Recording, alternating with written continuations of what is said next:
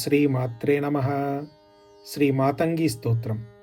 మాతంగీం మధుపానమత్తనయనాం మాతంగ సంచారిణీం కుంభీకుంభ వివృత్తపీవరకుచాం కుంభాదిపాత్రాంచితాం ధ్యాయేऽహం మధుమారణైకసహజాం ధ్యాతుః సుపుత్రప్రదాం శర్వాణీం సురసిద్ధసాధ్యవనితా సంసేవితా పాదుకాం మాతంగీ महिषादिराक्षसकृतध्वान्तैकदीपो मणिः मन्वादिस्तुतमन्त्रराजविलसत्सद्भक्तचिन्तामणिः श्रीमत्कौलिकदानहास्यरचना चातुर्यराकामणिः देवि त्वं हृदये वसाद्यमहिमे मद्भाग्यरक्षामणिः जय देवि विशालाक्षि जय सर्वेश्वरि जय जयाञ्जनगिरिप्रख्ये महादेवप्रियङ्करि महाविश्वेशदयिते जय ब्रह्मादिपूजिते पुष्पाञ्जलिं प्रदास्यामि गृहाणकुलनायिके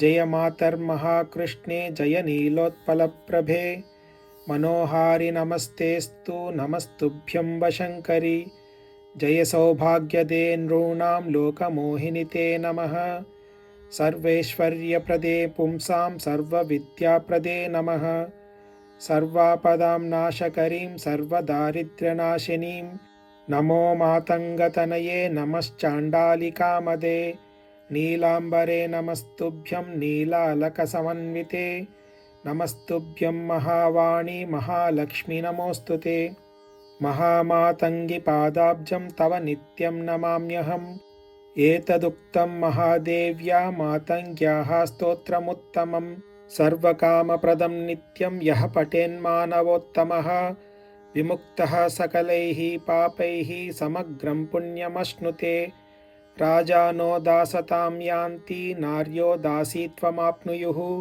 दासीभूतं जगत्सर्वं शीघ्रं तस्य भवेद्ध्रुवम् महाकवि भवेद्वाग्भिः साक्षाद्वागीश्वरो भवेत् अचलां श्रियमाप्नोति अणिमाद्यष्टकं लभेन्मनोरथान् सर्वान् त्रैलोक्येनापि दुर्लभान् अन्ते शिवत्वमाप्नोति नात्र कार्या विचारणा इति श्रीमातङ्गी स्तोत्रम्।